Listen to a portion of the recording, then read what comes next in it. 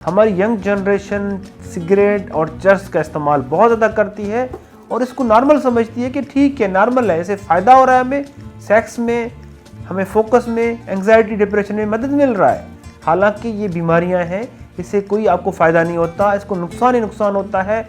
ये सारी चीज़ें आपकी बुरी तरह से अफेक्ट हो रही होती हैं, लेकिन हमारे माशरे में लोगों को इस चीज़ का इल्म नहीं है। आप इसके बारे में मज़ीद जानने के लिए मेरी वीडियो पूरी देखिएगा। बहुत शुक्रिया।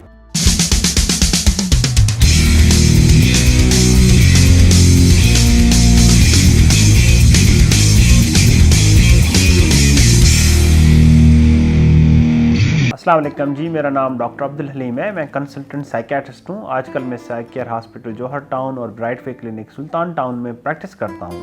हमारी यंग जनरेशन में 18 से 30 साल के जो हमारे यंग जनरेशन है, स्कूल में जाते हैं, जो यूनिवर्सिटीज़ में जाते हैं, उनमें सिगरेट और चर्स का इस्तेमाल बहुत ज़्यादा है। अनफॉर्चुनेटली सिगरेट की वजह से और चर्स की वजह से उनकी फ़िज़िकल हेल्थ, मेंटल हेल्थ बहुत ज़्यादा ख़राब हो रही है और जो उनको फोकस होना चाहिए स्टडीज़ के ऊपर, पढ़ाई के ऊपर, अपने फ्यूचर के ऊपर, वो हट जाता है और वो गलत कंपनी में जाके नेगेटिव चीज़ों में चले जाते हैं और उनकी जो फैमिली है वो डिस्टर्ब होती है, घर वाले परेशान, वालिदैन परेशान, सबको परेशान कर देते हैं। अब ये क्या है, अनफॉर्चुनेटली हमारे माशरे में इस सिगरेट को और चर्स पीने को ये बीमारी नहीं समझा जाता, इनको नॉर्मल समझा जाता है। कहते हैं कि ठीक है, चर्स ही तो पी रहा है, सिगरेट तो पी रहा है, ये नशे नहीं है, इनको नशा नहीं माना जाता। तो उसकी वजह से जब इसको नशा नहीं माना जाता, इसको नाम समझा जाता है कि ये नॉर्मल है, चर्स का इस्तेमाल ही कर रहे हैं ना, कोई नशा तो नहीं कर रहे, सिगरेट ही पी रहे हैं। तो अगर आप देखें कि इनके कितने जिस्मानी सेहत के ऊपर, जहनी सेहत के ऊपर नुकसान आते हैं। उनकी वजह से आपके सांस के मसाइल, आपके फेफड़ों के मसाइल, आपका स्टेमिना कम हो जाता है, आपके हार्ट के इश्यूज़, आपके दिमाग के इश्यूज़, डायबिटीज़, जो भी प्रॉब्लम देखेंगे इनसे प्रॉब्लम होना ही होना है। और मेंटली आप एंग्जाइटी में आते हैं, डिप्रेशन में जाते हैं, साइकोसिस में जाते हैं। स्पेशली चर्च के जो यूज़र्स होते हैं, जो बहुत ज़्यादा यूज़ करते हैं, वो ये समझा जाता है कि जी टाइमिंग बढ़ाने के लिए चर्च के टाइमिंग और फोकस बढ़ता है। तो आप रिसर्चेस देखें तो उनसे जो लॉन्ग टर्म यूज़ करते हैं तो उनकी टाइमिंग ख़राब हो जाती है, सेक्सुअल टाइमिंग, और साथ में इनको फोकस ख़राब हो जाता है। कोग्निटिव इम्पेयर्स होते हैं, सोच समझने की जो सलाहियत होती है वो ख़राब हो जाती है। और एपैथी, इमोटिवेशन, और मोटिवेटेड नहीं होते, कुछ कर नहीं सकते वो आगे। अगर लॉन्ग टर्म आप चर्स को यूज़ कर रहे हैं तो आगे कुछ भी नहीं कर सकते आप। आपकी सारी जो मेंटल हेल्थ है, फिजिकल, सेक्सुअल हेल्थ सब ख़राब हो जाती है। तो इसको आप लोग नाम समझते हैं। ये अगर पहले आप दोस्तों में पीते हैं, फ्री में पिया जाता है, ये फ्री में आपको ऑफ़र है, अवेलेबल है। जब आप आदी हो जाते हैं तो फ्री वाला ऑफ़र ख़त्म कर देते हैं दोस्त, फिर आपको खुद लेना पड़ता है। और आप कॉस्ट, फाइनेंशियल कॉस्ट अलग से, फिजिकल मेंटल हेल्थ कॉस्ट अलग से, सोशल कॉस्ट अलग से।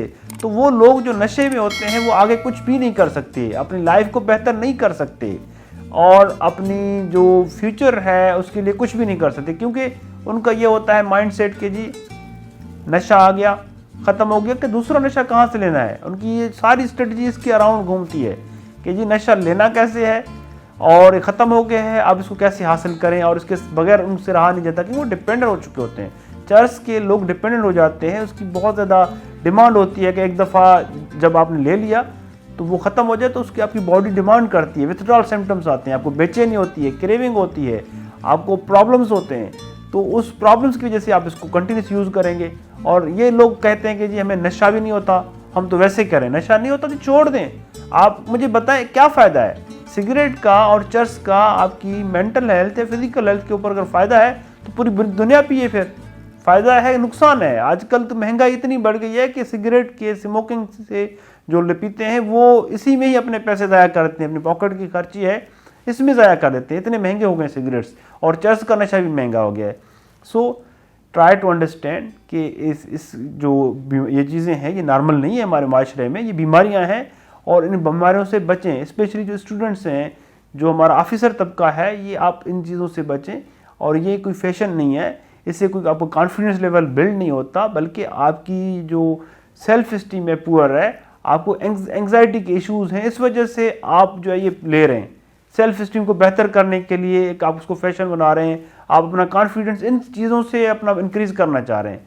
So that's basically back of the mind आपको कॉम्प्लेक्सेस हैं, फ्रस्ट्रेशंस हैं उनको निकालें, उनके सेशंस लें प्रॉपर, उनकी प्रॉपर इलाज करवाएं।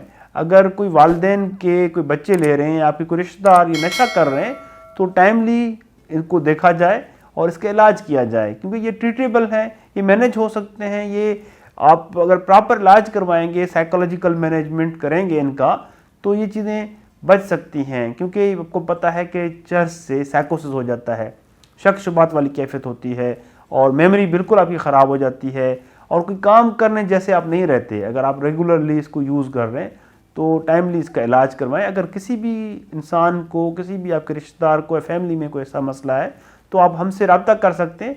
हम इस तरह के प्रॉब्लम्स का इलाज करते हैं। हमारे काफ़ी पेशेंट्स जो चर्च के यूज़र्स हैं, जिसकी वजह से इनको साइकोसिस हो गया था, तो वो ठीक जा रहा है माशाल्लाह। थैंक यू, बहुत शुक्रिया।